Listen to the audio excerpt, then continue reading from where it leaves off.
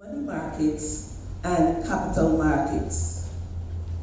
Now, money markets are for short-term, highly liquid debt securities, and capital markets for intermediate long-term securities. And I have to rush to the end. I see I have 1 minute here. All right, so what? We know about money, we know about personal finance, we know that we have corporate finance and public finance. But why is it important? How is it important? We heard earlier about the unemployment rate that we have right now in Guyana among our young people.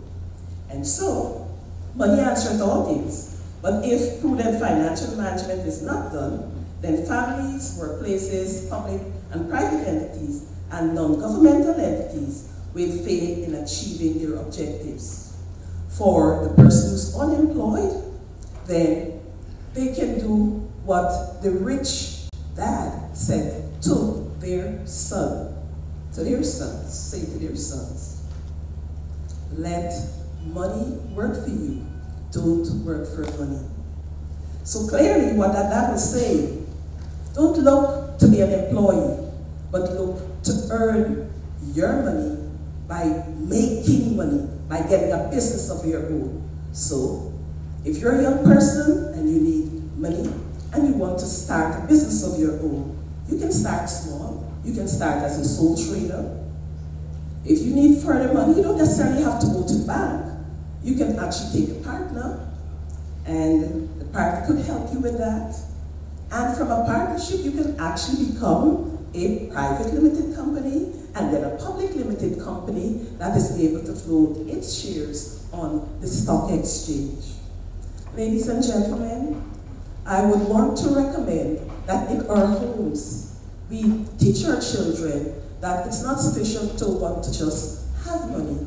You need to let money work for you.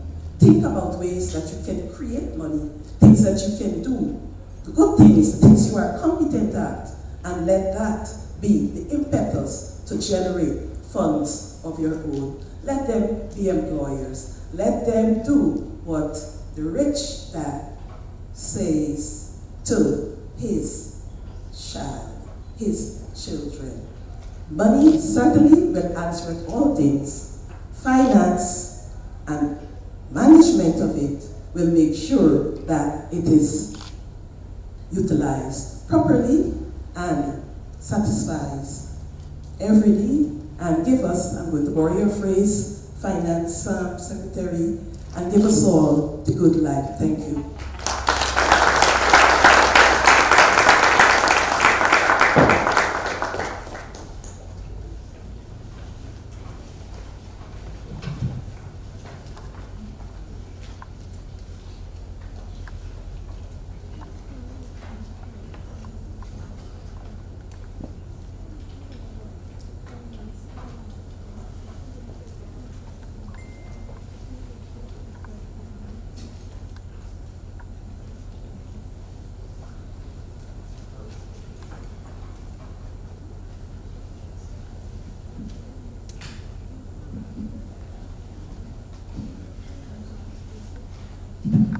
Good evening.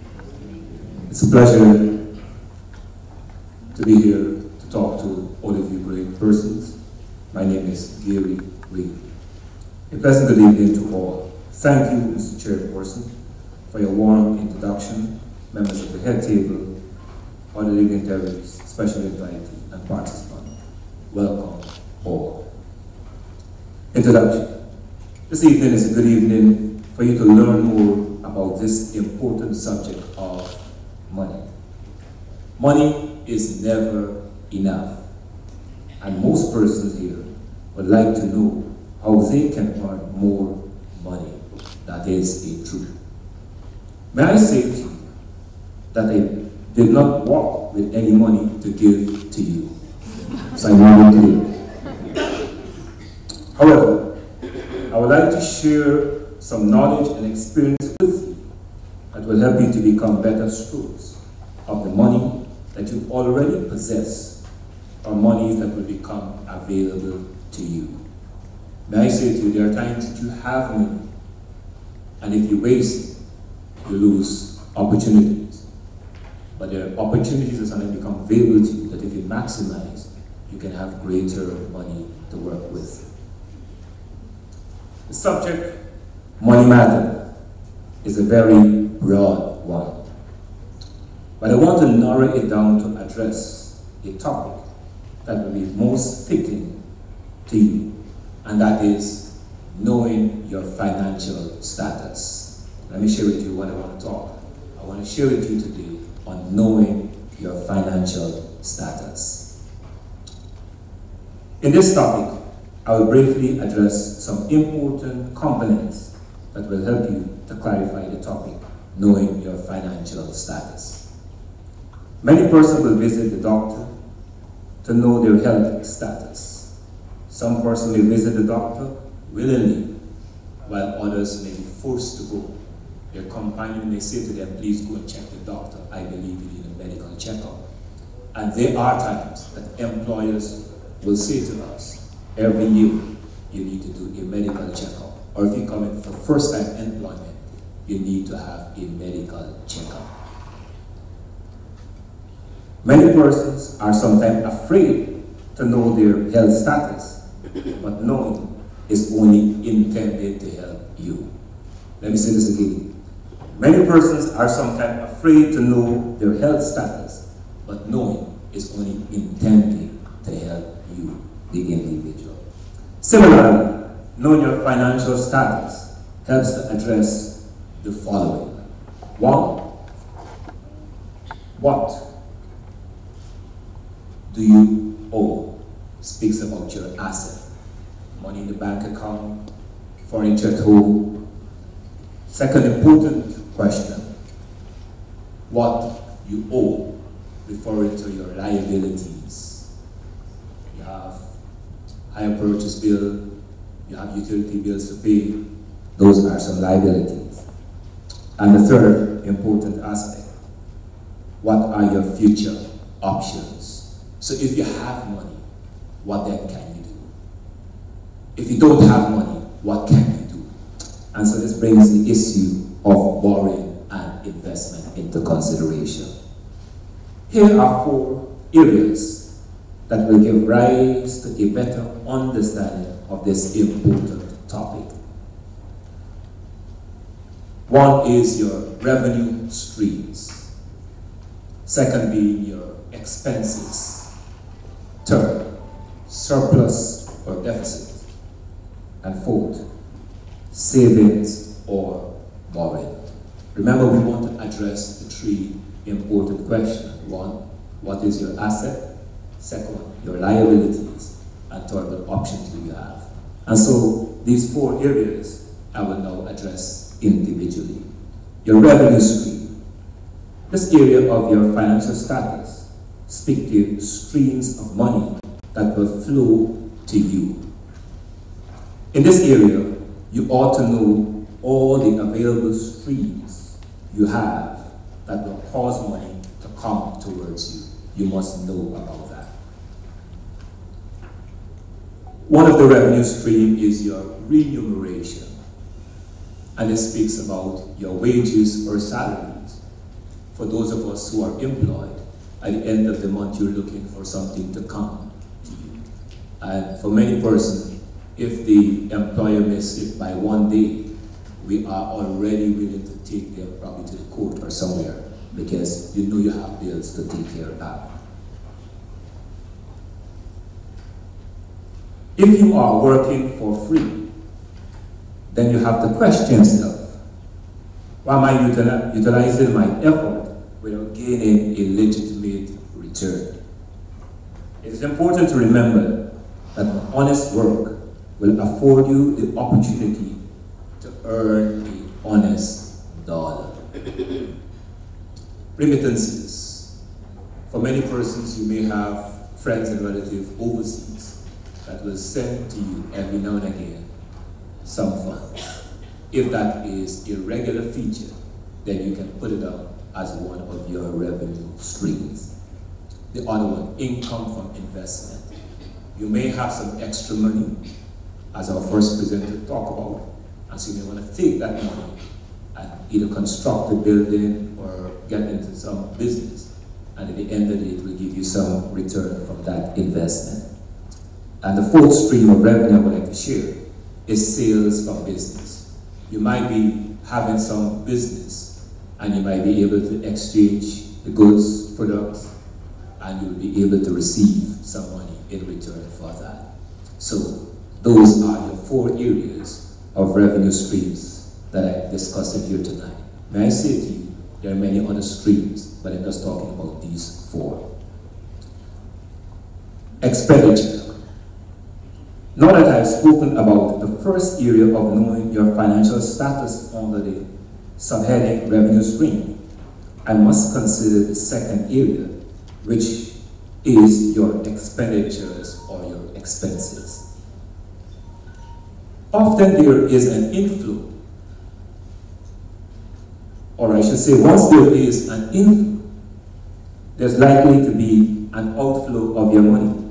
It is often surprising that your outflow or expenditure oftentimes increases without you giving it any permission. So as soon as you gain some additional money, you recognize your bills or something is beginning to increase without you giving any permission. One of the expenditures I want to share with you is your statutory deduction. As soon as you get $2, you recognize the income tax, given a specific percentage, automatically takes away more money from you to return. You also have your social security, you also have pension and other things that will also fall suit as it relates to your statutory deduction. The other area is utility bills. And so once you have money, you also have to pay light bill, telephone bill, etc. You may not be living in your own place, and therefore you may have to pay rent for the place to which you occupy, unless you're living with your family member and they want to keep you there. But if you're over the age of 80, oftentimes they will try to see if you can be able to move off so that they can be able to manage your expenditures. But a good person like you, family may keep you as long as possible. Vehicle maintenance and fuel. For some of us who want to upgrade from walking or bicycle or motorbike, you may decide to have a vehicle. Once you have a vehicle, you must think about maintenance, and you must also think about the fuel bill. And also the size of the vehicle, the engine capacity will also determine the amount of fuel that you will utilize. The other thing is insurance, and you must consider that. You must consider life insurance, fire insurance. In the event if anything goes wrong, you have something to cushion you. And how can I forget this? Grocery. You need grocery as part of your expenditure. So if by chance you miss grocery on your list, I have grocery here for you as part of the expenditure. So now that we spoke about the revenue stream and then we spoke about the expenditures, I want to talk about surplus and deficit. If you're able to earn some amount of money and you have certain expenditure, then we will talk about a surplus or deficit. Therefore, if you're earning $100,000 and you have expenditure of $60,000, then you have a surplus of $40,000. But if you have a revenue stream of $100,000 and expenditure of $120,000, then you are in a deficit. And so bringing me to the last key point, savings and borrowings. So if you know you have extra funds, therefore you can be able to save, you can maximize the return on your investment to see what's happening, so look at your best business option. And if by chance you don't have enough funds, then you can engage in borrowing. May I say to you, look at the terms and the condition as it relates to borrowing, because you don't want to put yourself in a position where you find yourself challenging to offset that great mortgage or loan to get yourself off. In conclusion, let's recap the 4 areas of discussion: the revenue stream, expenditure, surplus and deficit, and savings and borrowing. Thank you for being a good audience. It is hoped that you will now address your financial matters more prudently, since you have now been equipped with some of the fundamentals that will help you of knowing your financial status. I want to thank you very much. Have a blessed evening.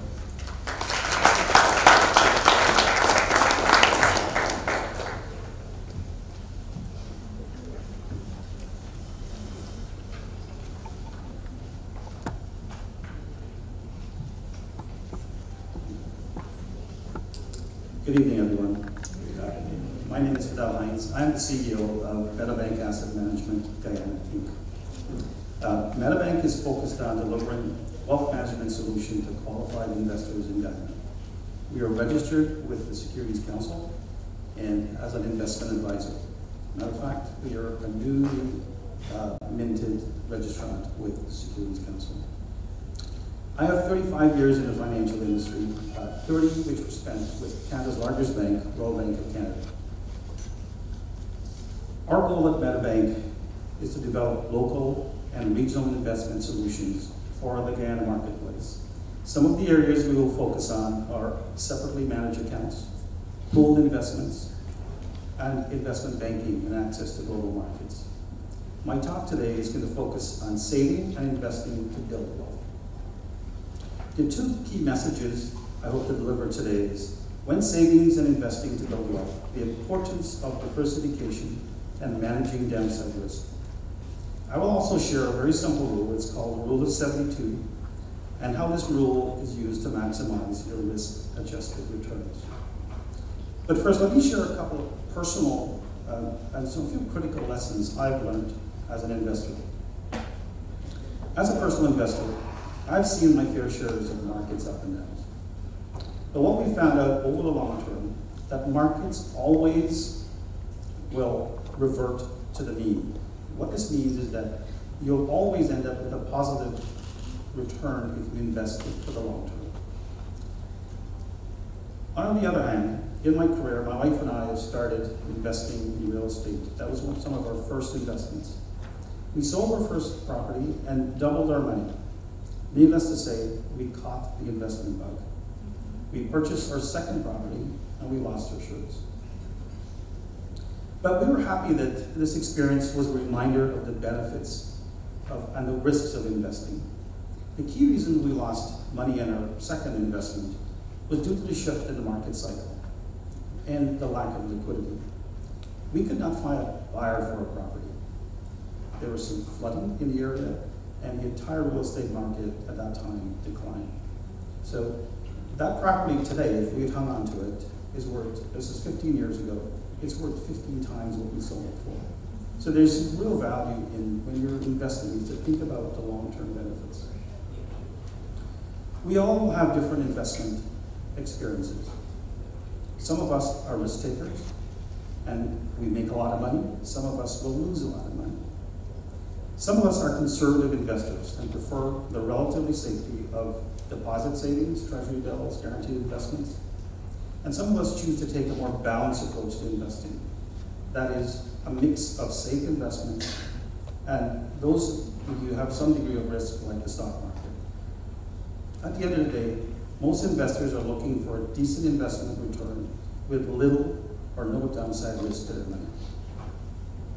In Guyana, apart from real estate bank deposits, most investors are looking for, in Guyana, most bank deposit, we do not have many investment choices.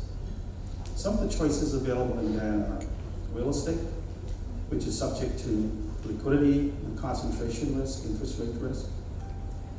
The stock market, there are 15 listed securities issuers in Guyana today, and 6 of them actively trade.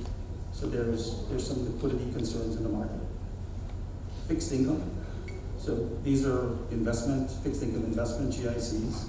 They offer a relatively low rate of return. And more recently, mutual funds and unit trusts that are available in Guyana. Guyanese need access to investment opportunities and products that can deliver meaningful returns with good downside risk protection. If my research is accurate, most Guyanese tend to use savings accounts at financial institutions as a means of accumulating wealth. This method, though safe, limits the growth of your money. Let me illustrate. Today, deposits with a financial institution will pay about 2%. using a proven statistical methodology. I'm being very generous.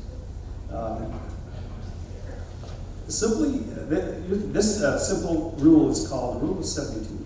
And what it says is it will take 36 years at 2% to double your money in your bank account.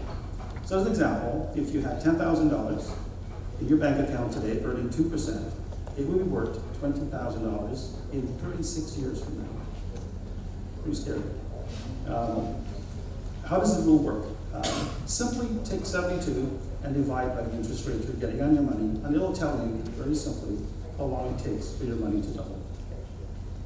So if you're investing in a diversified mix of investments with yield, for example, 6%, your money will double in 12 years. So that's 72 divided by 6, and so forth. So this is a very simple way of looking at your investments. So therefore, in the same period that it took to earn $20,000 in a savings account, you would have earned approximately $80,000 in a diversified mix of investments. Okay, let's not forget that if you're making a 2% return on your investment and the average inflation rate is 2%, you would be no further ahead after 36 years in terms of buying power. So you're at zero. At the end of the day, it's all about your return on investments that will help you to build wealth. Incidentally, one of the reasons the Guyana stock market was open for trading in 2003 is to provide domestic investors with the opportunity to invest in listed companies. There's only 15 available stocks today. Since it was established, the market capitalization of the exchange has grown by more than 1,000%. The actual number my colleague highlighted was 1,500%. And experienced only 3 years of moderate decline between 2 years, 2014 and 2016. This means investors in these companies would have made substantial capital gains depending on when the individual invested in the stock market. And the market is expected to continue to grow. So my colleague, Mr. George Edward, will actually share some more highlights on the stock market and how it works. Now, this is precisely the type of investment you want to make to build your wealth.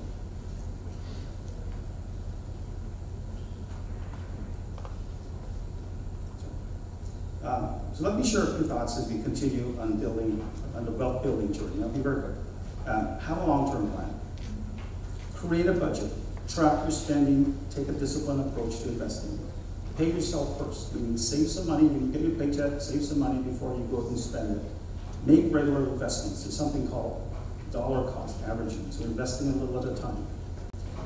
Don't use your investment account as a bank account. You don't just withdraw when you need money. That's a long-term investment. Educate yourself. I read financial statements all the time. If you're buying shares in banks, read it. It says a lot about the company, pays good dividends. Read it. There's lots of information that's online. Or in some cases, seek professional help. In conclusion, having a diversified portfolio is a good step forward in increasing your investment returns over the long term and growing your wealth. Always focus on managing your downside risk. And that's something at MetaBank we focus on, is managing the downside risk. Because everybody wants to make money, but nobody wants to lose. Thank you for listening.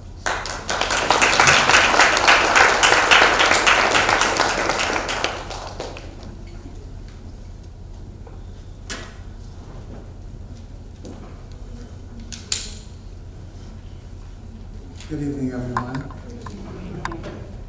I do believe that the moderator's time has risen fast. And he's moving from small pieces of paper to pushing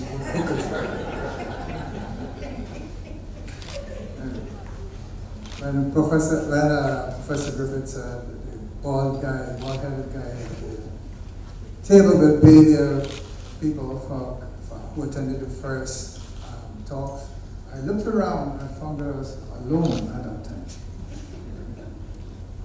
And then I looked at the audience and there were not many walkers either. And I was looking for kindred spirits, you know. Anyway, my assignment tonight is to give you an introduction to the stock exchange, the Guyana Stock Exchange. The Ghana Stock Exchange is operated by the Ghana Association of Securities Companies and Intermediaries Incorporated, GASCI for short, incorporated in 2001, opened for trading in 2003. What does it do? It organizes the stock market and provides a platform for trading securities of companies which have publicly held share capital. It enables companies listed on the stock exchange to raise affordable capital by issuing shares to the public. The capital raised from the issuance of shares can be used in a number of ways. It can be used to help companies expand, do research and development, launch new products, retire debt. Among its other functions, the stock exchange monitors the timely publishing of financial information, such as issuers' financial statements, or any other price-sensitive information, because this allows investors to make informed decisions regarding their investments. The Securities Industry Act prescribes that public companies traded on the stock exchange must twice a year publish their financial returns. And in terms of raising awareness and reporting, GASCI publishes its trading reports in the Start Business weekly, as well as we show them on the channels 11, 28, 65, and LRTV in Bogis. We also look at ensure that the companies are adhering to the relevant laws. We try to ensure a fair, efficient, and transparent market, and give equal access to investors. Now, what else would you need to know if you want to invest? Well, if you put your money in to buy some shares, how long will it take for you to get your share certificates? Between the brokers, so between the buying and selling broker, they have to settle within T+5, which means trading day plus 5 working days. And however, the transfer of title can take a bit longer, and in my opinion, too long, and this is something that we need to address if we want more liquidity in the marketplace. When do we trade? We trade on Mondays. Because of the small size of the market, we trade 1 day per week. On Mondays at 10, and if Monday is a public holiday, then on Wednesdays. Now, at the time of launching the stock exchange, the market participants consisted of 3 brokers, 12 issuers, the stock exchange, and the regulator, the Ghana Securities Council. The council, of course, with the relevant laws governing the market, the main ones are the Companies Act 1991 and the Securities Industry Act 1998. And of course, for the people utilizing the stock exchange, the exchange has its own rules, mainly based on the acts that the players or the participants have to follow. There's a question and an accusation that have been sometimes leveled at the stock exchange. That is, the stock exchange sets the prices on the shares. That is not the function of the stock exchange. Market forces of demand and supply operate to set prices. If the company is doing well, then more people would spare money, free money, would want to buy into it. The competition for the finite number of shares that have been issued pushes the prices up. And the opposite occurs if the company is not doing so well and people want to load shed. So, to some extent, the stock market may be used as a barometer for the national economy. Stock prices influence consumer and business confidence, which in turn affect the overall economy. The relationship, of course, works the other way, where the economic conditions can impact on the stock market. Share prices may drop when companies are having a bad patch. Some causes for that could be new laws, for example, new tax laws, company lagging behind with new technology, which unleashes new and efficient competition, both internal and external to the country. And investors may react by selling off their shares, pushing the share prices down. Hence, market capitalization may be an indicator of the national economy. Now, I always try to say to people ask, what's in it for me? So here's what's in it for you as investors. Stocks offer the chance to profit from gains in stock value as well as company dividend payments. Some also argue that investing in the stock market provides some cushion against inflation.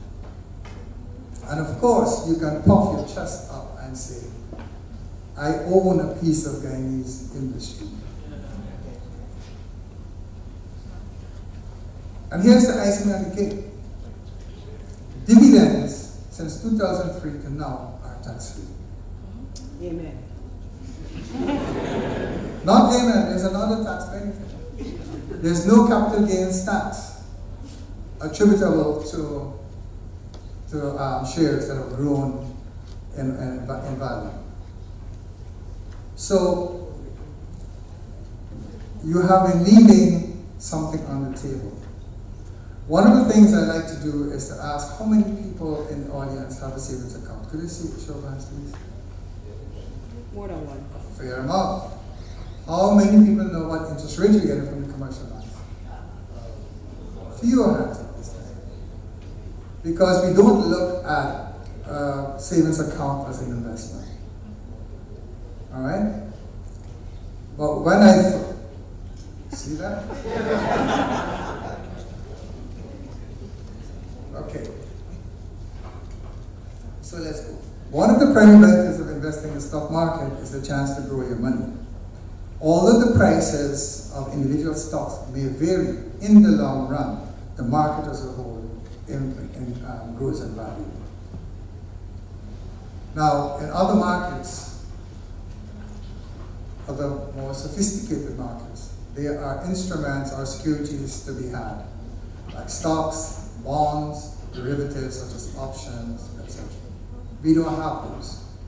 Currently, and from 2003 to now, we have only been trading in stocks and companies. I must say though, I tell you all the good things about the stock market, but I must warn you that there's risk involved, as in everything else. All right? So while you may stand a chance of making good money, if you make the wrong investment decisions, you may also lose money. So be careful. And as my colleague said, maybe it may be worth your while to seek professional advice. Just before I go, I just want to say, I'll give you a few pointers on the growth of the Ghana Stock Exchange. When we started, we had 3 brokers. Now we have 4. We had, when number of issues listed then were 12. Now it's 15. At one time it was 17. 2 of them have come off. But here's the thing. Market capital at the end, which is calculated by multiplying share price by the number of shares issued. Total market capital at the end of 2003 was 18.3 billion Guyana dollars. Wonderful. At the end of 2018, it was 287.65 billion Guyana dollars. Great. And at the end of January this year, it's 301.41 billion Guyana dollars. So we are good. And I thank all the players, participants in the marketplace for helping showing that growth. Average market price in 2003 was 6.76 Guyana dollars. It's now 97 Guyana dollars as at the end of January 2019. And with that, I'd like to thank you for being such a nice audience. Thank you for accepting back your piece of paper. Thank you.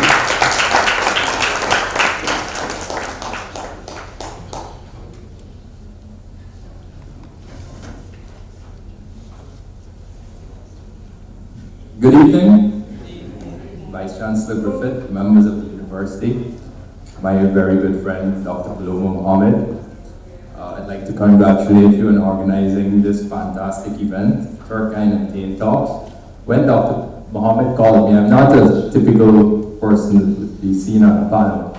It's almost every time she asks me for something, I'm automatically compliant because I know the type of individual that she is. And I must say here publicly today, I'm one of your, even though you don't hear from me often unless we've got a network problem, I am one of your supporters. I think we met in 2016, and she is an absolutely wonderful, forward-thinking person that really encourages me and motivates me. So, moving forward, my name is Bishop Prasad. I'm the Managing Director of eNetworks. I have been asked to present a case study of a success from a case study of success from a homegrown business, which eNetworks is. To give you a little bit about eNetworks, eNetworks is a cable TV provider and it's an internet service provider. We started in 2003 and we're about 15 years old. We started with 2 employees and today we have 135 people and 165 including contractors. We've got a significant market share in the cable TV business, which was our main focus since 2007, but our real love is on the network side and the internet side of it. To give you a basic background on what I wanted to do today just was to give some very stories of key points in our growth that would hopefully resonate with the audience and young entrepreneurs.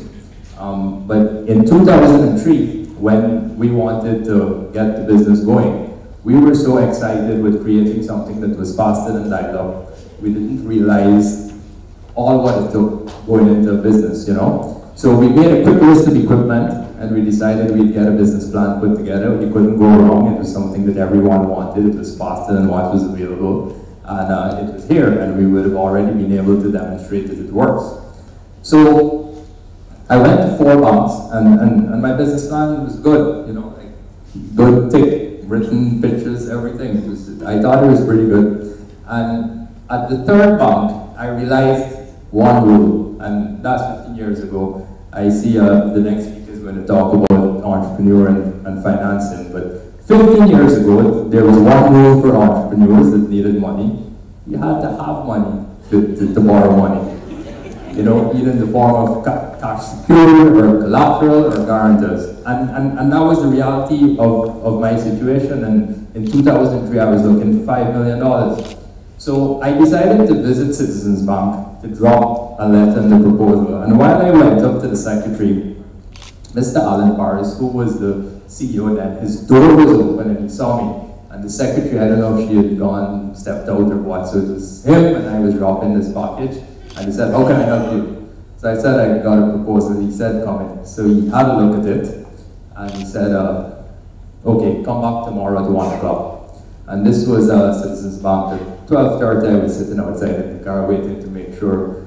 He was an older gentleman, and he definitely came over as very disciplined, and he would I definitely would have gotten some marks for being on time. So I went in, and he said to me, I read everything last night and it looks pretty good. Can you do this? And I said, yes. So he said, how much exactly are you looking to borrow? So I said, 5 million. He said, but the cost of the project is 5 million. So I thought that was pretty straightforward. He said, so you want the bank to take all the risk? So I said, at this stage, yes. So he said, no, you need to at least put some equity in it because we've got to share the risk. So how much equity can you put? None, you know. So he said, do this, you know. 20% of the equity, you get me a guarantor. And come back and it's done. So I did. I'm very into motor racing. I had met a good friend, who is a good friend today, Keith Eveling, and he said right to it, first word, you know. He said, I didn't know you were looking for funds. I did the whole thing and I was thinking too late, you know. And so that basically was the start, and we got the funds and we started doing the business and there was great demand. And what we realized was that it wasn't about just the product. It was so many things around the product. How fast you deliver it, how efficient you deliver it, can you support it, can you deal with the customer service, can you deal with simple things like, for instance, in your projection, you would have had, a lot of times you have everything almost near perfect because you're so enthusiastic and excited about doing the business. And I'm speaking specific to entrepreneurs and people who have their ideas and are pushing, and they're basically pushing it as hard as they can, and they want to see everything in a perfect way, even though that may be less than real. So we started to realize, you need to manage your cash flow. You can't go back to Mr. Paris. You got to get your receivables in. You got to sell your equipment. You got to take that money and you got to reinvest. And you got to get new stock in. So the whole cycle and circle of the business, and you want to prove yourself. So the rate of growth is important, and I want to emphasize that today to every entrepreneur. A lot of times people talk about globalization. For the last decade, globalization has come and gone. We've actually seen where economies are being absorbed into single companies when you look at on the tech side of things, of how strong things are. And so even if you've got a good product and you're doing good, you need to ensure the rate at which your company is growing is correct, because you don't want to do all the groundwork, get to start, and then there's competition in the market, prices drop. Someone else comes in and takes your share that you have developed and the brand that you've developed. So one of the things I wanted to say is in 2005, I would have exhausted my decency and my niceness with Mr. Paris, and I had to get a partner. So I opted to get a local investor, and there was no turning back after that. But what I had and what I was able to show to the investor was a solid proof of concept of a working business and a working model. And from there, we went forward. And so 2003, and in 2007, Mr. Paris resigned. Or he retired, sorry, from Citizens Bank. And in 2009, I made him a director at Tain Works. And he would come for six weeks in a year. He lives in Florida. And we started for the first time, so that's 6 years later, we started talking about corporate governance in an institution. We were now moving from a startup to an institution with a corporate identity. And he said to me, "What's your most important asset?" I said, "Mr. Paris, that's easy, it's the network." He said, "I beg to differ, I think it's your human capital. It's the people that make the business." And that was a lesson that I took to heart, because since then, people are very funny, If you see us typing something, I'm less tech now, but I was very technical in the early side. And when you see the tech guy, he definitely don't want you to know what he's doing, because he thinks that's his intellectual property, that's his strength.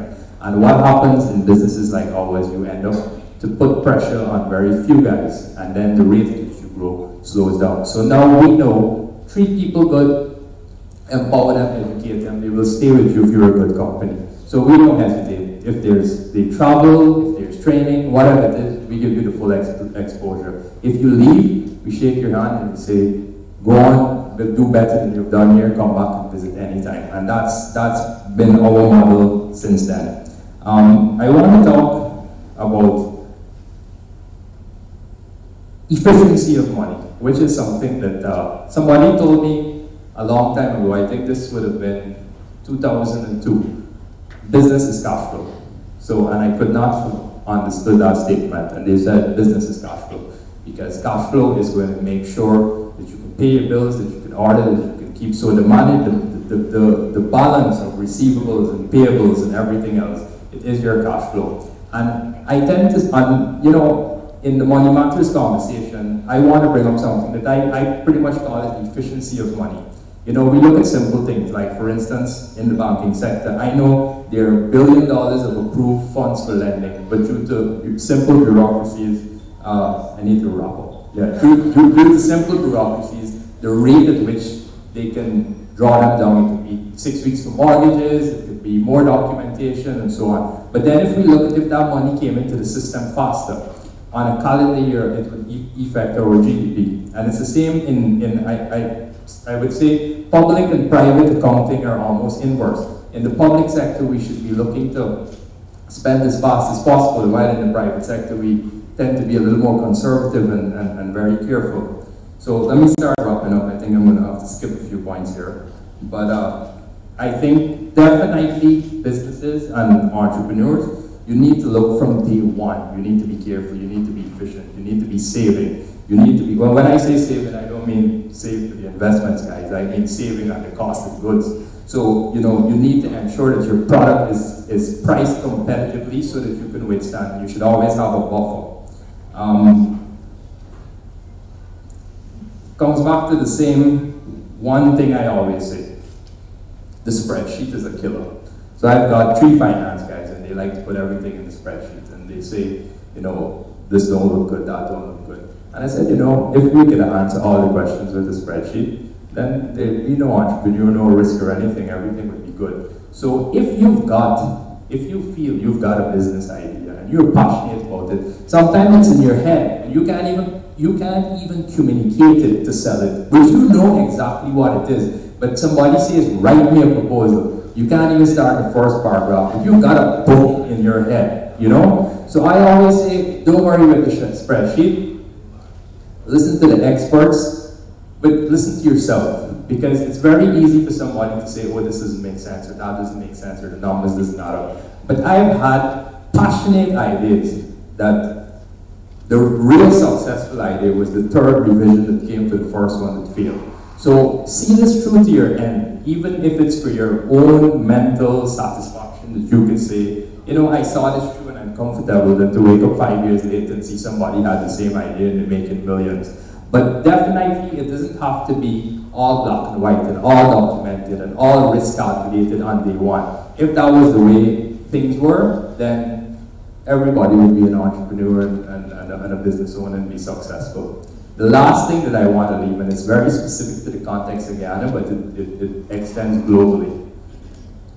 Honesty and integrity. Be true to your word. Be honest. It always catches up with you. And you're always repaid fit. If you're an honorable person and you give your word, you give your price, even if you've given a price and the price has changed and you can manage to, you take the loss just to be this is what I said, this is what I'm going to deliver, that's going to take you further than anything else, because people automatically trust you and your customers will have faith in you, and they wouldn't, even when the competitor comes, they're going to say, you know what, at least the good ones,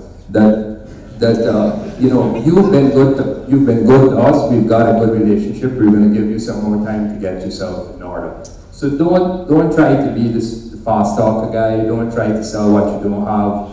Just lay it out as it is, and I think that's going to take you a far way. I've had a few more points, but I think I'll wrap it up here. So I just want to, again, thank everyone, and, you know, this is like everybody's got a little fix, you know, so like in the world of entrepreneur, it's an adrenaline rush by itself. So the challenges, you want to have the challenges. That's how you develop the mental capacity to face the challenges, and that's how you develop your own unique skill set.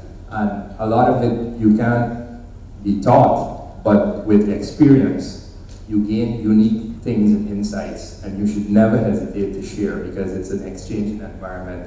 You can say something today, you know, someone says, and boom, tomorrow your problem is solved that you were thinking about before. So on that note, again, I'd just like to say key things: honesty and integrity. And don't put all your eggs in the spreadsheet. Take care.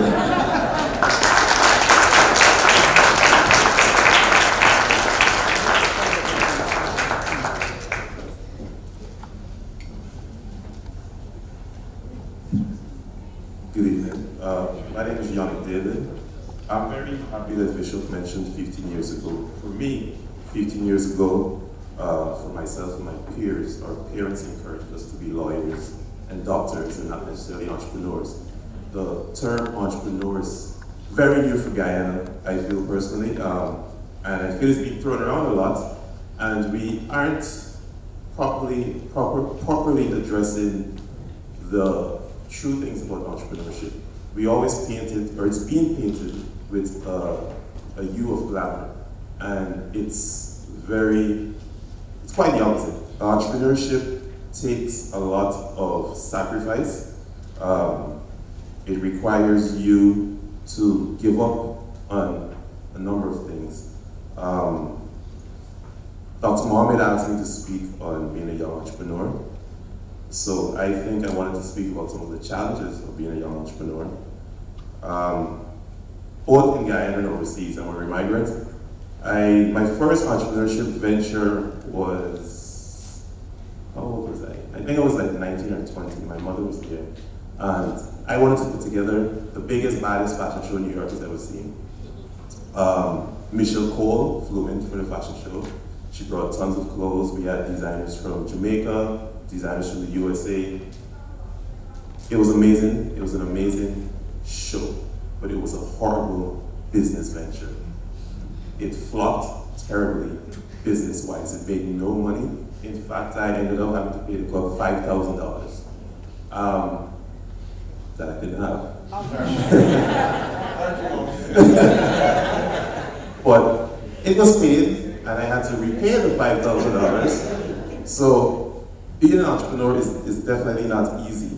I think my problem with that was that I focused on the money. And this is why I like this topic, money matters. However, don't focus on it.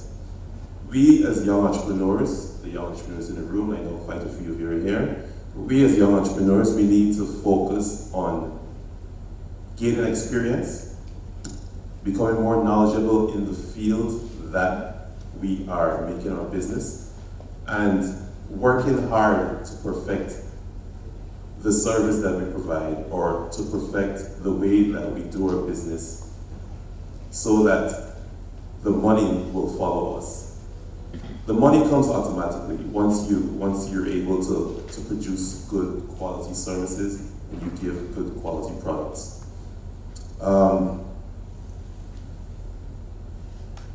There is, according to Bloomberg, 8 out of 10 entrepreneurship ventures fail in the first 18 months. And as daunting as this may seem, it's actually very encouraging. I see failure as a gym routine. You fail, you get back up, you try again, you become stronger, you become smarter, you become more knowledgeable. Us young entrepreneurs, we have this tendency to be very bold, and we have an aversion to caution, which isn't necessarily a good thing sometimes. But it will get us into trouble, but it's that risk-taking mentality that separates us from everyone else. And I don't think an entrepreneur is better than anyone. I don't think an intellectual is better than anyone. We all operate in a space where we survive together. And with no entrepreneurs, there will be no innovation. And it's very funny that before being an entrepreneur was cool, some of the people that we all look up to were entrepreneurs. We just never coined that. Steve Jobs. We all used, before Mac came into play, we all used Microsoft computers. He was the founder of Microsoft was an entrepreneur. We have newer entrepreneurs like the founder of Tesla, Elon Musk. He's one of the entrepreneurs I admire. Bishop is one of the entrepreneurs I admire on the local scene. For the older people that us young entrepreneurs look up to, I think what we require from you is a lot of encouragement, patience. My mother's had a lot of that. Lots of encouragement and patience, because we need your guidance. Even if you're not entrepreneurs, you still bring a wealth of experience from your time here. And we need your guidance and we need your encouragement, because being an entrepreneur takes a huge toll on you physically and mentally. And I don't think we pay much attention to the mental health aspect of being an entrepreneur. We see someone that works hard, we see their business come out successful, and we never ask them, did you get a good night's rest? What toll is this taking on you mentally? And it takes a huge mental toll. I know I started my latest company, Medical Diagnostic Supplies, I started last year in February. And the first few months, it was a new territory, because my main supplies were from China. So I was up during the day talking to the hospitals in Guyana, and then I was up all night talking to suppliers in China, trying to figure out how we can make this thing work. And it worked out. They actually flew to Guyana a few months ago to meet with me, and so the hard work is paying off now. Everything works more in sync, so there's not much of a toll on myself, mentally or physically. So I think we all need to encourage young entrepreneurs to continue working hard. I'm very happy that University of Guyana now has a School of Entrepreneurship and Business Innovation. It tells you the direction that Guyana is going in. And because everything starts at the university level. The university is a reflection of the larger society. So it's very good that we have the School of Entrepreneurship and Business Innovation. And I wish the school came into play before I started this journey in international relations that I love anyway. Difficulties in Guyana that we definitely need to work on are the excess of red tape, the excess of red tape for us young entrepreneurs. It took me 3 weeks to register the company, and this is before I incorporated it. This is when it was just a trading entity. It took 3 weeks. In New York, it took me 1 week to incorporate a company, and I did the entire process online. So there was no walking in the hot sun, waiting in the line, being greeted by a rude public servant. So we have a long ways to go. I think a think tank with young entrepreneurs would be valuable, where they can put forward all the difficulties that were met, and then from that information it can be disseminated to the different agencies that we would encounter, and so that they can make their necessary changes to make the process a bit easier. Because if we're going to encourage young people to take up entrepreneurship, then we need to make it an inviting experience, and not one where it takes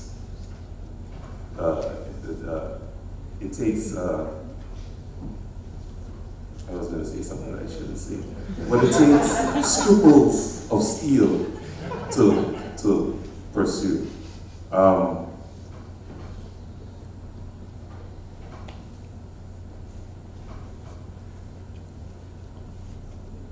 Sorry, I lost track of these notes.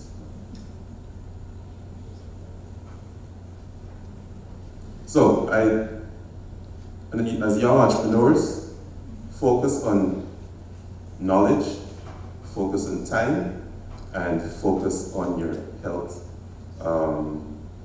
Bishop spoke about raising capital. Raising capital in Guyana is kind of tricky. The banks aren't necessarily your best friends sometimes with their interest rates, but there are ways that you can raise capital. You can do crowdfunding. You can get your peers to invest in your company, and you can start small. You can go to your parents, small business bureau, explore all avenues available, and go out there and get your business started. Thank you.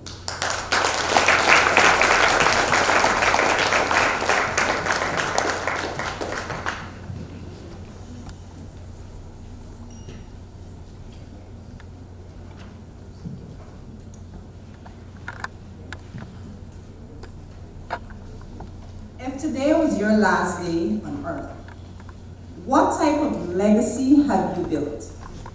Is it a legacy of wills, generational wealth, or is it a legacy of bills? Professor Ivor Griffith, Dr. Mohammed, distinguished panelists, honored audience, good afternoon. Good night. I will be presenting to you how to systemize your income so you can retire in 10 years. Before I do, permit me to share with you a story about a 28-year-old entrepreneur, female entrepreneur, who is married to an amazing husband who's excellent at money management. The entrepreneur, on the other hand, terrible. making a lot of money, spending more than she makes. Ending up in over $400,000 debt. Can you imagine the quarrels in that home? Do you know anyone who've experienced those challenges of living from paycheck to paycheck? It got even worse when her husband told her that your money habits will be the downfall of this family. Ladies and gentlemen, she was looking for a solution. And allow me to introduce you to that woman, Atalia Israel. That was me making a lot of money and spending it with my first company. And the solution that I found that I will share with you today has helped last year over 720 people, I would say employees, but in there is a mixture of children and teens. We have taught them this formula. Simply in the form of this feedback. When I came across this solution, it told me that, Atalia, you can never spend all of the money that you make. Just make it and then spend it. What I started to do is save. There's a part that says spend, donate, and invest. This changed my life.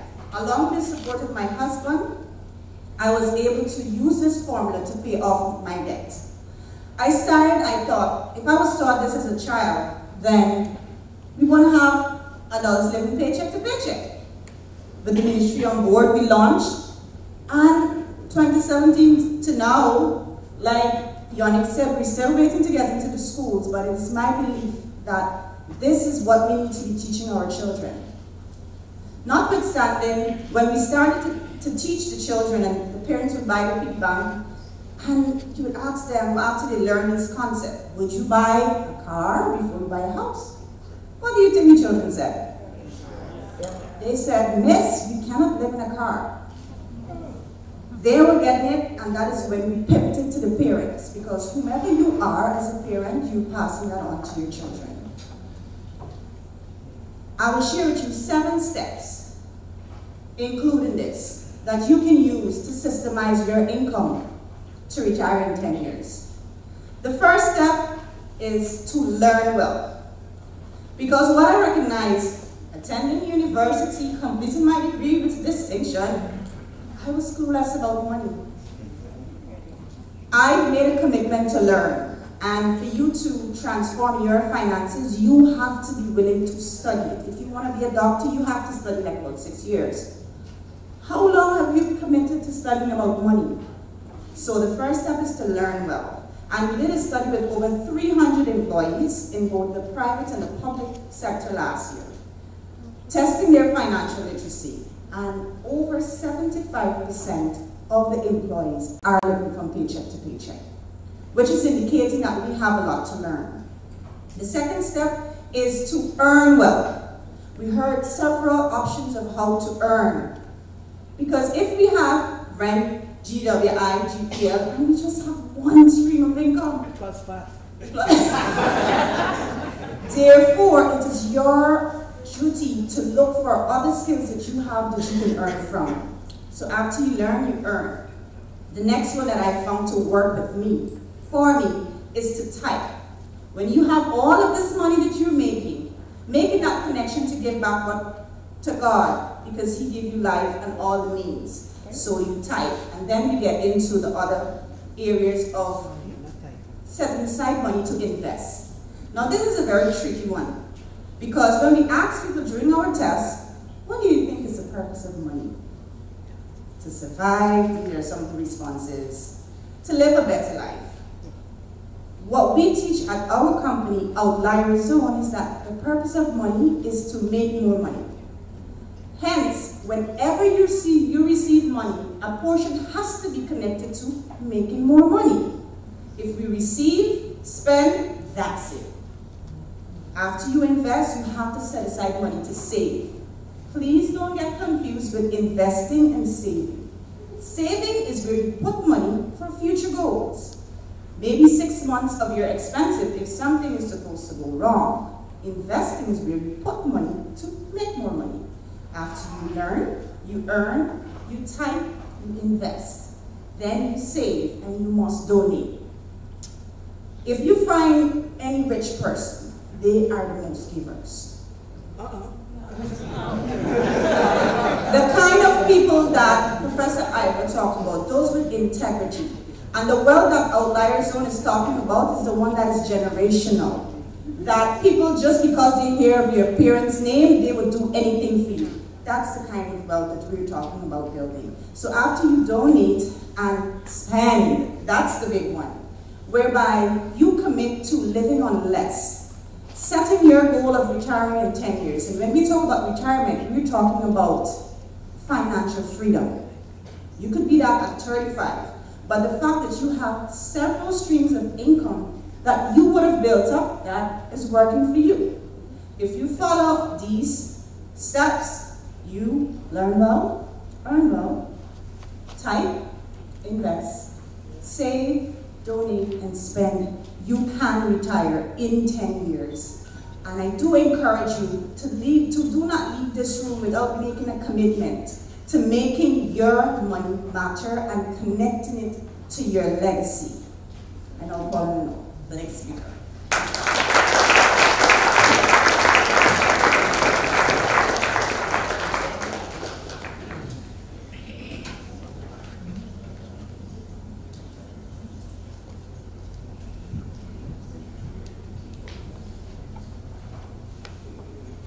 Good evening. Professor Griffith, Professor Martin, faculty and staff of the university, and everyone else, and my fellow presenters. I have to share a few thoughts about doing business in Ghana, and I must admit that the presentations were very good. I'm not sure why I decided why I'm the last to speak. They save the best for us. But I think what I'll attempt to do is to tie together some of what has already been presented to address some of the opportunities and challenges with doing business in Ghana. So I'll begin at starting a business. And as some of the, especially those who are entrepreneurs, actually as well as even from the very first presenter, address some of the concerns within business. In Guyana, it usually is a challenge to raise funding for your business. We heard Bishop's example of going to the bank and asking for $5 million and needing to find 20% equity in order to secure funding. And that's, those are, in Guyana, I think those are relatively fair terms. You got a fair deal. The challenge is, for many of us, for many startups, those who are starting business in Ghana, it's not just that you have to get collateral to get funding from the bank. And I think Yannick also mentioned, you can go to some others, like Small Business Bureau, and get some other funding. But the challenge with funding, most of the funding is debt funding, loan funding. And for many startups, and we heard wonderful examples of cash flow management where they can get up to pay their debts immediately. But many startup businesses require patient capital. You cannot immediately begin to pay down your debt because of the nature of business. Sometimes you need time to get the business organized, and at that stage, too often you need equity investing. There were suggestions of maybe doing crowdfunding or other things. One of the things we need to consider is how can we come up with solutions in Ghana to reform financing available to startup businesses, in addition to those suggestions given. I would suggest that we need to have a look at the entire ecosystem for startups here in Ghana. There was a suggestion of looking for funding from friends and family, as some people call it. And right after that, when a business begins to demand more money, and I think Bishop's case study was a very good example of showing that you need sometimes to find a partner even after you found your first round of financing. So we need to probably, not everyone has the network and the relationships to do the things that some of those who were successful have been able to do. We have to consider how can we institutionalize some of these same structures so that many ideas out there that need to be funded can be funded. And there are structures that exist around the world that we simply can piggyback off of. So beyond the friends and family financing, we have to look at what you call seed or angel investors. There are, right here in the Caribbean, you have angel invested networks that exist. So when people have ideas, they can go to experienced entrepreneurs who will invest in their business, not looking for immediate returns, but looking for greater returns later on. The way it works is that they give up the immediate returns in the form of debt payments, but look for when the business grows multiples in the way we've heard the businesses on the stock exchange grow, for example. They look for their returns at that point. In that discussion, of course, though, we have to have a discussion about how the investors get their money. Dividends, yes, but more so they look for it, what we call a liquidity event. And ideally that would be when the company becomes a public company and is traded on the stock exchange. When that happens, it's an opportunity for the business, for the investor to make a lot of money on their investment. And that's what encourages them to be patient investors. So these are some of the things we have to look at. These are, beyond just a startup business. Growing businesses experience many challenges, and it includes financing. And again, we have to look at how to reorganize, reform our banking and financial institutions to serve. And the truth is, our banks are very, very liquid. There is a lot of liquidity in our banking system. I think that the number is something like they're in excess of 60% liquidity above the required. We have bankers here who can either confirm or correct me if I'm not right. So that some of that money might be able to be redeployed. For greater returns, there are risks for those who have studied finance and know that historically banks can become too aggressive in taking risks, and we need to manage that. But that's a different conversation. We can always look at that. So there are other things in the financial ecosystem that we would want to help businesses. I know we have incubators, but incubators certainly can help. Incubators and accelerators, and we do have similar vehicles like accelerators in Ghana. These are an incubator, for example, is a place that someone can go to start a business. So it will be rent free. They'll get a lot of guidance on how to organize their spreadsheets and do different things, because they may not have those resources in house. An accelerator will help them to move from the startup phase to being more attractive to bigger investors. But these are some things that we can potentially look to institutionalize. And I will say, I will join in commending the University of Ghana and SEBI in particular for organizing these talks and for playing a very key role in having some of these discussions. I think that can lead to potentially being the place that helps to organize some of these institutions and drive policymakers, etc. to policymakers, and very importantly, the private sector in supporting the creation of some of these institutions.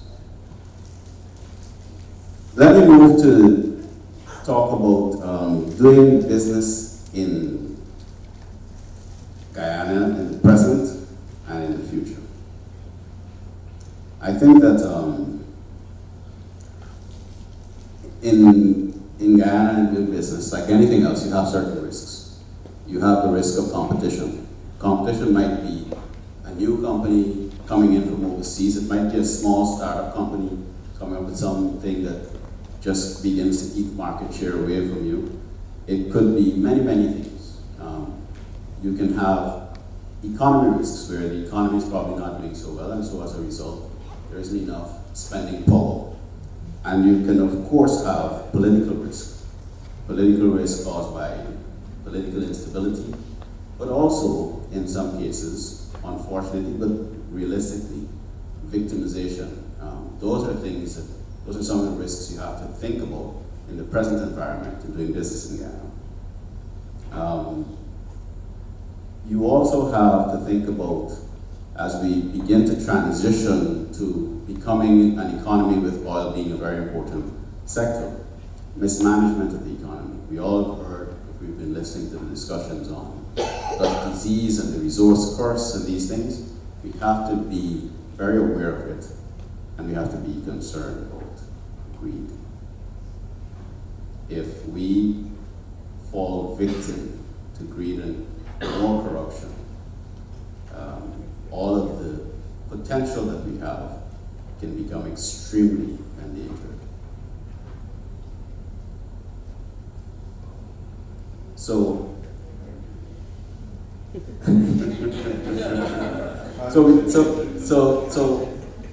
to address some of those concerns, we need strong institutions. Academia, again, the University of Ghana is certainly going to probably be the lead in that. But we need other strong institutions, the judiciary, you need an independent, reliable judiciary and things of that nature. I want to fast forward since it's time for me to wrap up. We have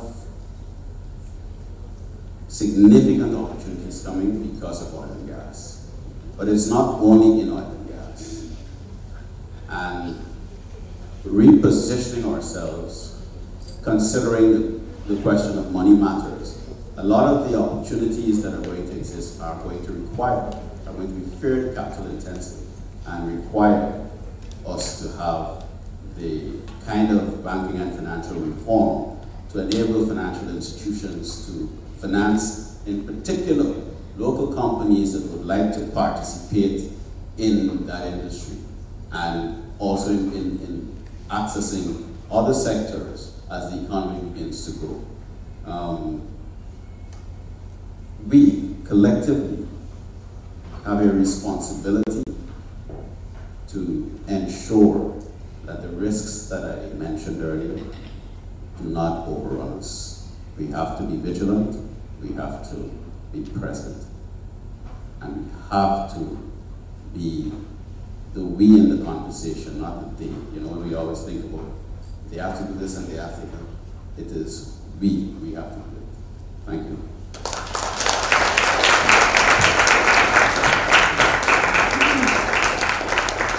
All right. In all honesty, I was rushing everyone because I wanted to get back on the podium. All right, it is now time for a brief question and answer segment. I will ask members of the audience to please be brief with your questions and your comments and direct them to the panelists that you would like to have address that question. As people are asking questions and commenting, I ask the other audience members to kindly jot down your questions so that way you can be quick and precise as you're asking your question. All right, thank you. And take it away. I guess we have persons with a mic, so you can just indicate by raising your hand, and I guess I'll stay here and direct the show.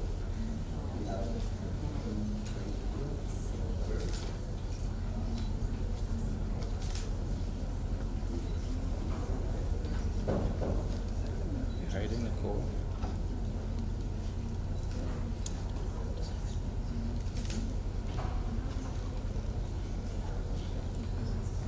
Good evening to the distinguished panel. Thank you very much for such exciting conversation on money matters. Money matters all the time. You need it for everything, and especially as women, we need it even more because we are not really valued and get the real money. But we're fighting towards that in the area of equality. My question to the panel has to do with Jack Ma an entrepreneur in his company Alibaba. Could anyone in the panel say if there are three things you are to learn from him, Jack Ma, and the success of his company Alibaba, what are those, and are those applicable right here for us who want to be entrepreneurs? I thank you very much. Nicole Cole, Women and Gender Equality Commission, and Secretary Commission. All right, thank you, Nicole. Before we actually get an answer, we'll take two more questions. So we'll field 3 questions, have the answers, and then we'll field another 3 questions.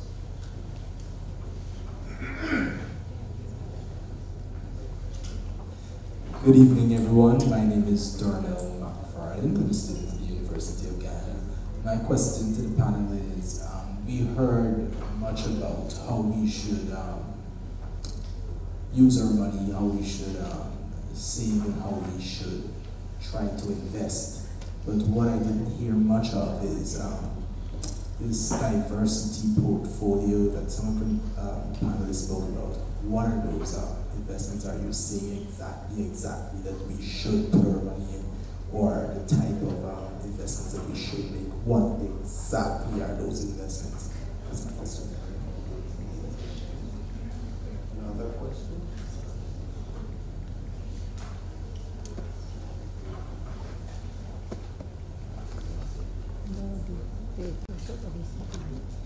Questions, comments?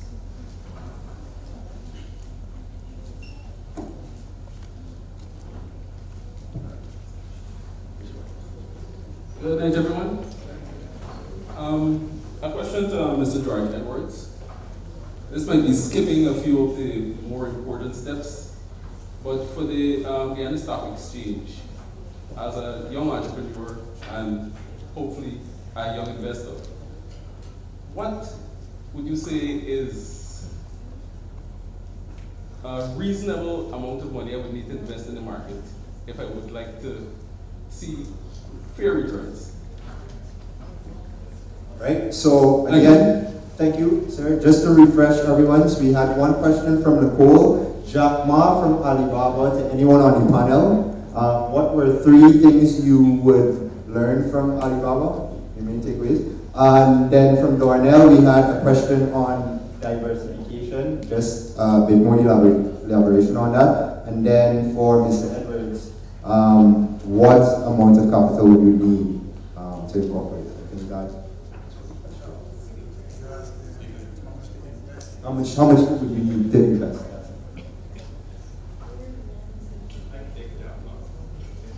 Thank you.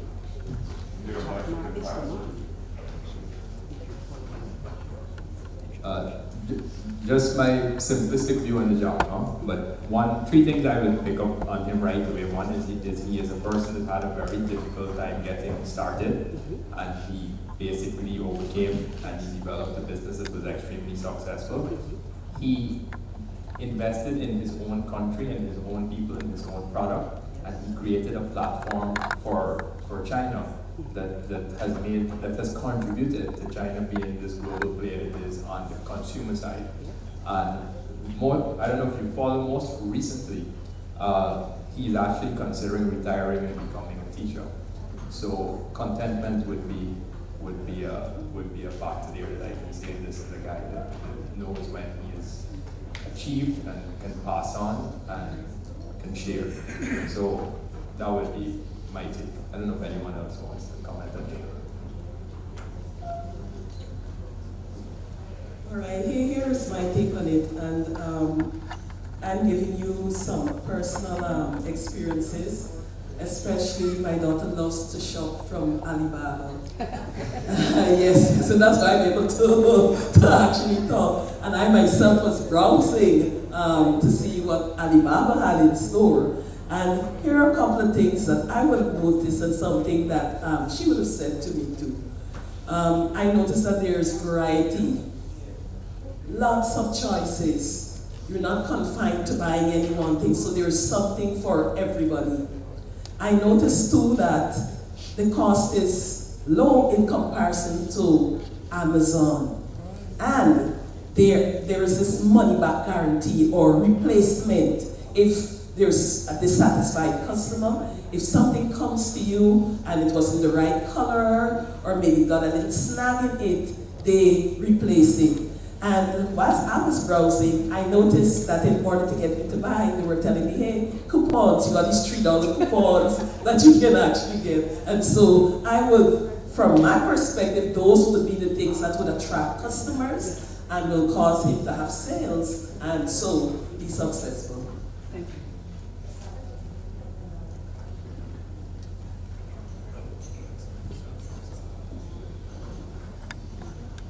Sure, I think Jack Ma is very, very determined. He applied Harvard 10 times. That takes some incredible perseverance. The other thing is belief in his self-worth. Despite being turned back and turned down repeatedly in several efforts and different things, he recognized the value in what he was trying to create, and he continued to persevere.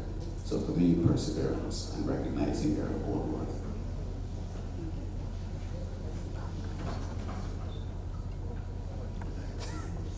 So I'll tackle the diversification question. In my world, in the investment space,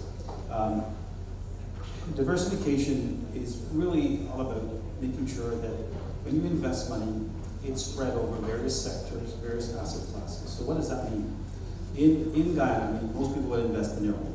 Right? So you've got concentration risk. All your money is in your home. Something happens, and it's all in one place. The real estate market goes down, you lose your money. So the whole concept of diversification, kind of pooling your assets. So if you have very little money and you want to participate in diversification, you can invest in a pooled product, which is a mutual fund or a unit trust, and they do offer those in Ghana. Some of the banks and the trust company offers that product. And what that portfolio manager will do is he or she will buy into companies in various sectors. So whether it's pharmaceutical, household items, including Jack Ma's company, so they can buy shares in these companies that give you a piece of that. So your investments are in a pool and it's diversified. So you're pooling your money in this mutual fund structure. So there's some very simple ways you can do that, but for an individual, is really looking at where your money is invested and making sure that it's spread out. If we looked at the stock market, and that question is going to come up, it's hard to get full diversification when you only have 15 stocks to buy. But you can do it through a mutual fund structure, and that is offered in Guyana.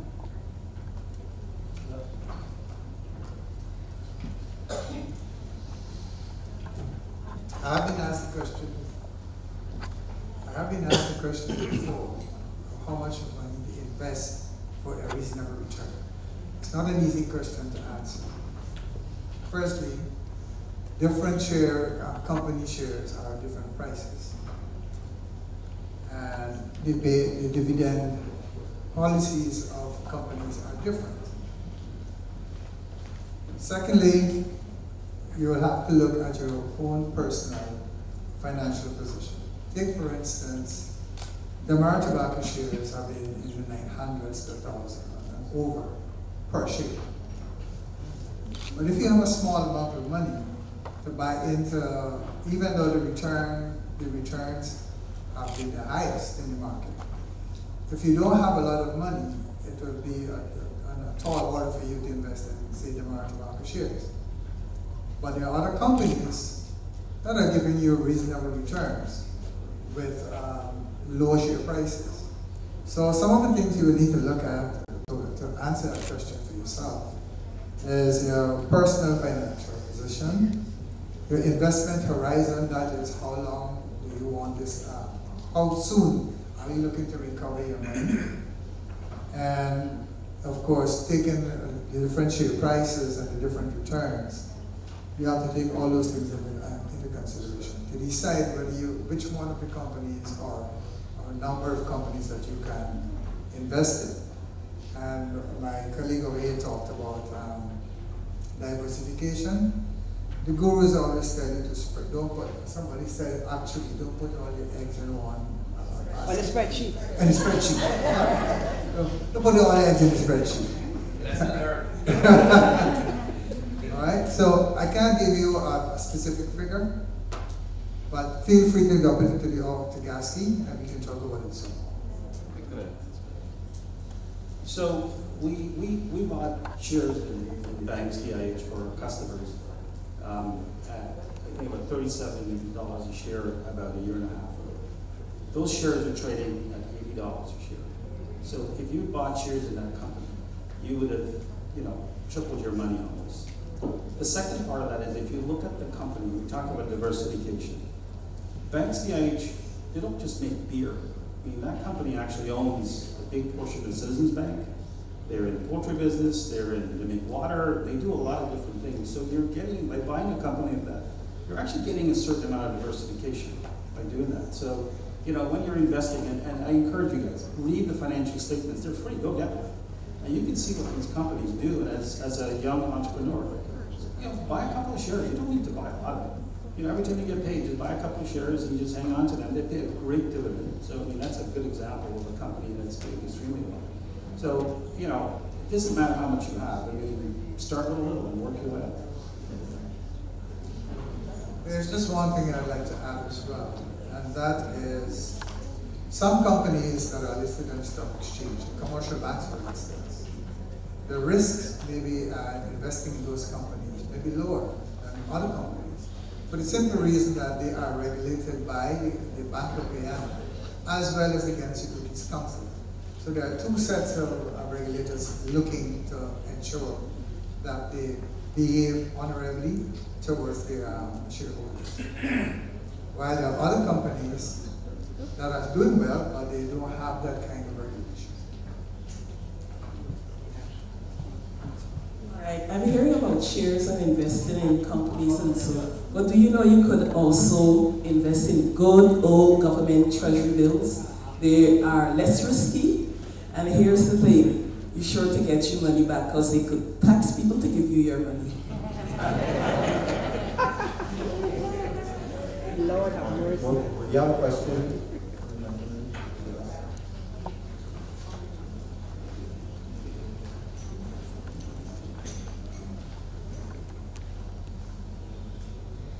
Good evening. Thanks to the panel for this lively discussion. I'm wondering if anyone in the panel would like to give us some comment on Dr. Clive Thomas's suggestion of making some cash payments to the public generally. Thank you. Another question? Wants real money.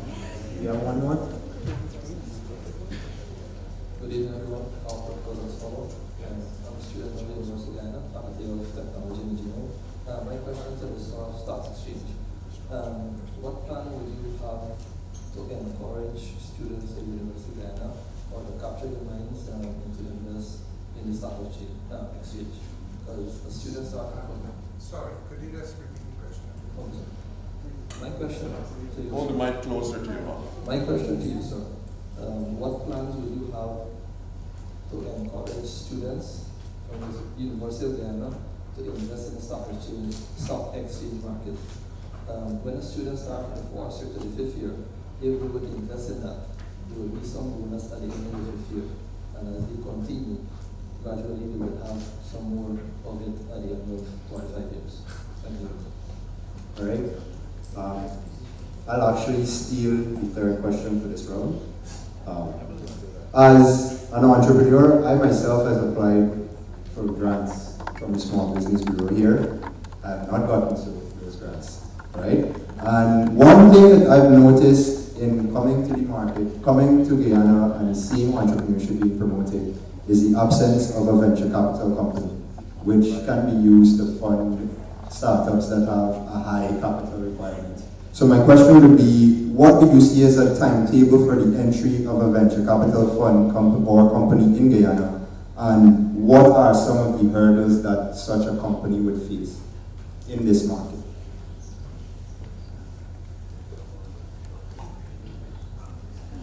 And that is the anyone on the panel. Well, I guess it would be more targeted to the members of the stock exchange. Welcome.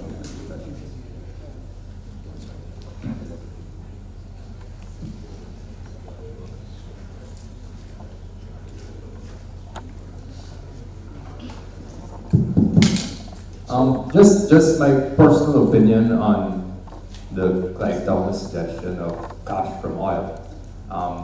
It's not completely impossible, but definitely I think at our stage, in terms of, and we got to be real with what we are, a third world country, we got to ensure that we've got the critical sectors in place, the education, the health being the two most important, and then infrastructure to some extent. But if there was a social method to say, let us help the less fortunate, let us help the old, it should start along that way. It could also be in the form of a simple method, because we talk so much about stock exchange and shares and dividends and everything else, where it wouldn't be far-fetched if every Guyanese had a share in a percentage of let's say a portion of Exxon, and they were given, once you're a Guyanese citizen, this is your share as a depreciator and pay the dividends. You get it in that simplistic way in terms of a qualification, but it doesn't have to be a cash payout, but it could be a birthright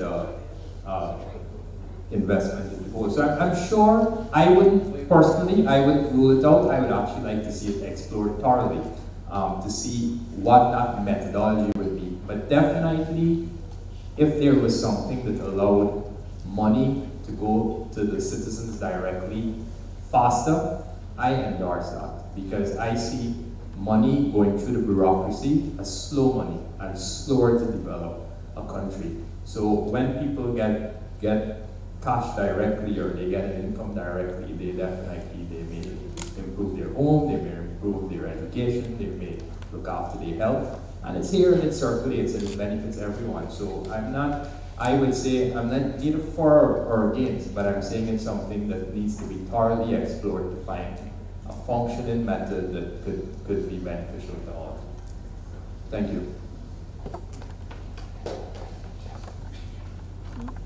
All right, with regards to whether Clive Thomas's proposition of a payout to citizens, what is my take on it? Here's something that happened.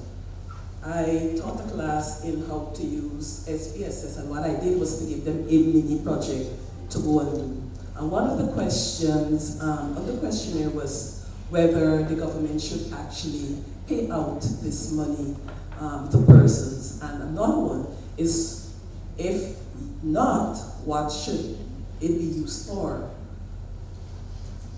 Many of them did 30 persons. The results for some of them indicated that there was a response that says no, the money should actually be invested in infrastructure, in education, and there was another group that said yes. And when we examine the stats to see those who were saying yes, the gender, it appears that the females were more in favor of this payout to citizens. So if a full-scale research was to actually be done, then we can gather empirical evidence as to what people want, and with regards to this newfound wealth, what we want to have happen with that money. That would be the better route to go, rather than saying, we'll just pay it out to somebody.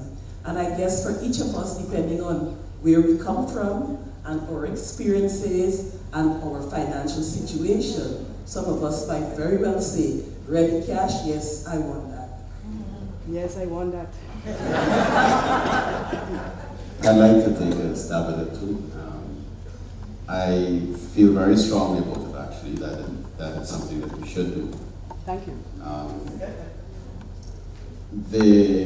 I think with any policy that you consider doing, you should be very clear about what it is you're trying to achieve from doing something, because very often you can adopt a policy and there are different effects of the policy and you don't necessarily know whether it is what. So it's very important for us as Guyanese to define what we want from the oil revenues, the kind of country we want to see. And then we'll be able to pick the tools that will best get us to the country that we want. I happen to be very much in favor of the cash payout for several reasons. I think we can look for models around the world of where this works. and where it failed. I think we can look right in our immediate vicinity and see where it failed and why it failed. And there are some basic rules that were not followed in terms of, it has to be done very responsibly.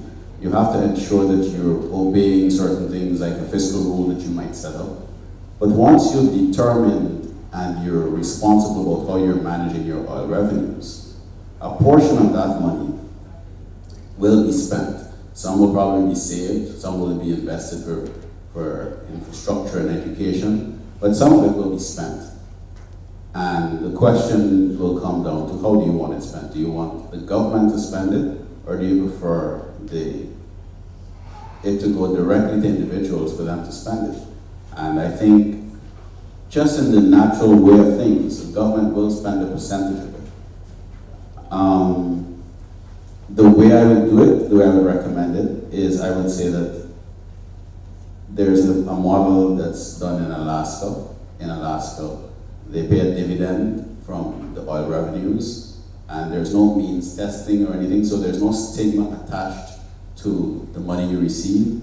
It isn't in any way a disincentive to work, because if you receive the dividend, you can continue to make as much money and as much money. So it doesn't create any kind of disincentive to work and the concerns around welfare and things of that nature.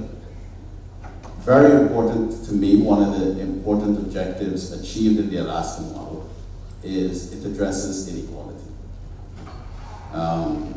It is, if you think in Ghana that 80% of the people are poor and everybody gets one dividend, then 80% of that money will go to the poor. And regardless of how you look at it, in almost anything we do and look at in economics, the rich do not carry their fair share of the burden. Somehow the rich manage to wiggle their way around taxes and different things much more efficiently than the poor. Even if you think of VAT, it's a much heavier tax on the poor than it is on the rich. Oh, yeah. So I think for many, many reasons, and I can probably go on because I feel very strongly about this, the idea of a dividend payment is an excellent idea. If I can also attempt to answer the question from, I think, Dr. Pierre about venture capital. Confession, I was a venture capital investor in New York for some time, so this is another thing that I feel strongly about. So I'm not sure that our environment will be one immediately. Maybe with the changes in the economy, we will be able to have venture capital funds set up. But smaller funds like angel investor networks, etc., probably will work initially. But when you asked a very important, the second question you asked is very important to answering the first question, which is some of the hurdles faced by a VC firm. A venture capital investor is investing for returns. When you invest in an early stage startup company, you look for the opportunity to make money on your investment. The usual way you make money on your investment is not necessarily through dividends, because that is a prolonged, the way the industry is set up, they look for big wins.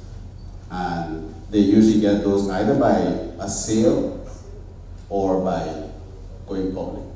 That liquidity event, as they call it.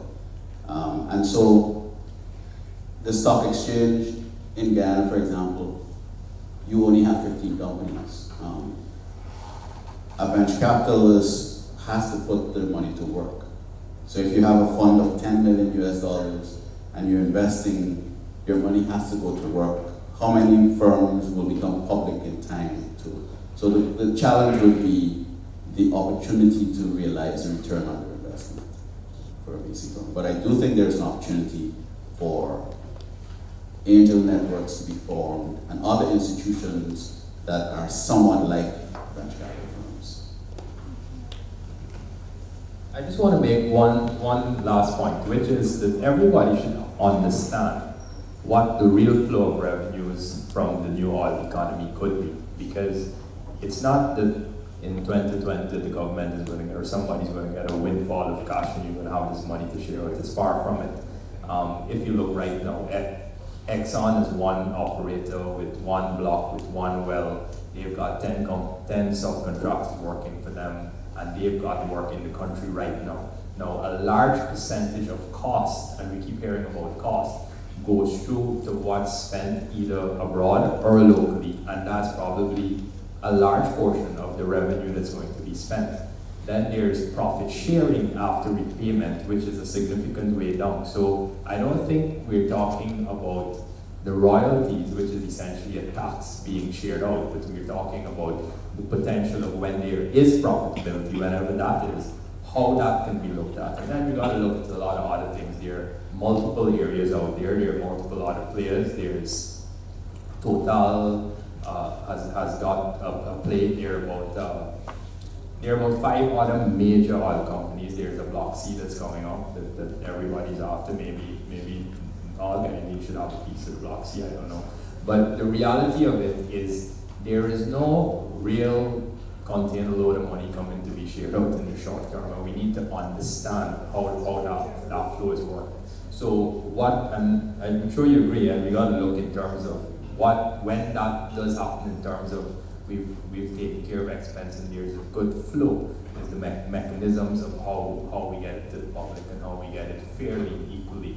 But in terms of what is going to come first, which is the royalty, it's a good start for Ghana, but I think that's probably a good place where we get it focused on the critical things like infrastructure, education, and health. And that's something everybody should look at, because I've seen so many times where people have simple savings and they lose it in one single health situation, or a family falls apart on a single health situation. So some of those things, make you realize that if you look at some other countries and the way the societies work, the insurance type of health scheme system that take care of more than just the basics, so at least you've got that education funds so that you can ensure that everyone has an access to education and not necessarily a loan. Other benefits from oil revenues could be in the form of a lower taxation, so you get a bigger chunk of your paycheck. So there are so many different angles that this can be approached at that could create immediate benefits for everyone. But at the end of the day, and you gotta focus on ensuring that you've got a good solid plan, and that includes health as well, in terms of what happens if something goes wrong and you lose your savings. So we should all study, and maybe that's something the university could look at, to really demonstrate how this flow of money is, and how much money are we talking about, and how much money per head are we really talking about, because some of the numbers that I've seen floated are not real, at least in the very short term. But definitely there's no doubt that what we found has significant and real potential to change every single one of our lives. Thank you. All right. Just to make sure we address all these questions, I'll ask Mr. Edwards real quick. How do you plan to have students invest in these stock exchanges? Okay, I'll answer that by telling you what we have been doing to raise awareness of the benefits of investing in the stock market. We have been holding seminars, we have been writing articles in the newspapers. Our website has a number of about 26 articles on how the exchange works. We have been going out to service clubs like the Rotary, the Lions, where we have entrepreneurs to raise. Basically, the problem, I think, is or part of the problem is a lower level of financial literacy.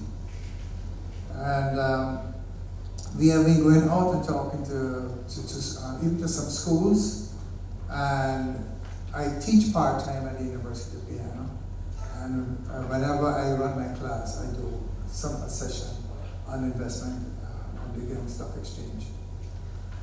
We are going to continue to do more of that. We have actually I've actually asked or invited other lecturers at the University of Guyana, particularly the ones who are teaching in business, so that I am always available to go and do presentations on the stock market and the stock exchange. One of the things I also mooted to Professor Leland Lucas, the head of SEBI, was that we can run a game, a simulation game, and I think they are done around the world, where students may be given some virtual money, and they are and then told, look, this is the Ghana Stock Exchange. At this point in time, we have so much money.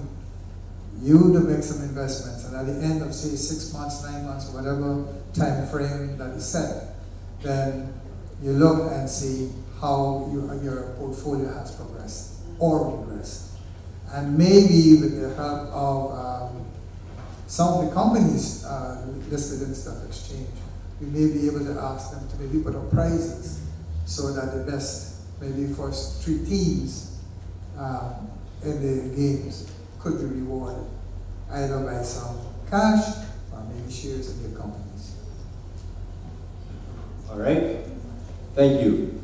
And for the members of the audience who did not get the chance to ask a question, I remind you again, these sessions are all about facilitating meaningful dialogue. So I do encourage you to meet one of the panelists afterwards and pitch your question again, pitch your comment, and facilitate this conversation further. I wish to thank all of the guests here, the organizers, for having me as the moderator, and I would like to invite Ms. Defta Ramru to give a final vote of thanks. Thank you.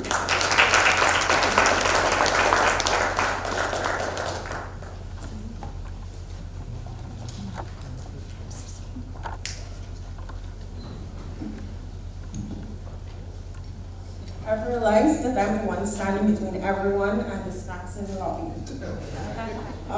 There is always something to be thankful for. If you can't pay your bills, at least you can be thankful that you are not one of your creditors.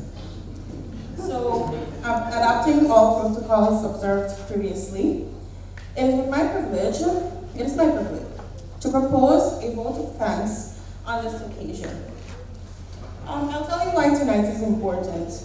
This episode of Turkeyen Tain Talks was a brilliant initiative to help introduce and familiarize participants with the basics of the world financial system, which is critical for the development of good money habits. Therefore, the University of Guyana wishes to extend sincere thanks to the fine partners of this event: ExxonMobil, Republic Bank, French University, the Mexican Embassy, the University of Guyana Student Society, Young Entrepreneurs Leading Progress, and the School of Entrepreneurship and Business Innovation. We also wish to extend gratitude to the Vice Chancellor, Professor Ivla Lloyd-Griffith, and the panelists and speakers who contributed to this evening's discussion: our moderator, Dr. Kevin Pierre, Mr. Michael Joseph, Mrs. Parvati Khan, Ms. Atalia Israel, Dr. Jacqueline Marie, Mr. Gary Reed, Mr. Fidel Hines, Mr. George Edwards, Mr. Vishuk Prasad, I don't know, he ditched Vishuk and went for Richard, Mr. Yannick David, Mr. Asafa George. Special thanks to the several people who have constantly partnered with UG to make this series a success. These include the staff of Pegasus Hotel, Deputy Vice Chancellor Pace, Professor Paloma Mohammed, and team, Ms. Afisha Esbran, Ms. Tremona Aziz,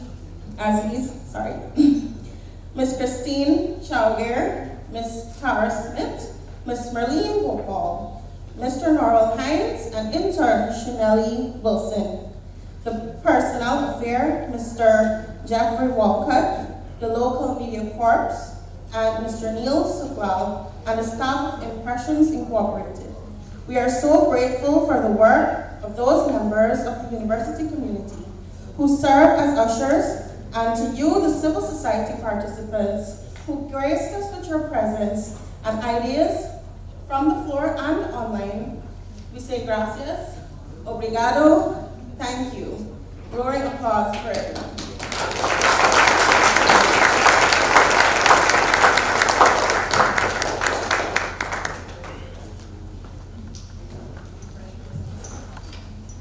Great, and with that, I invite you to partake in the light refreshment.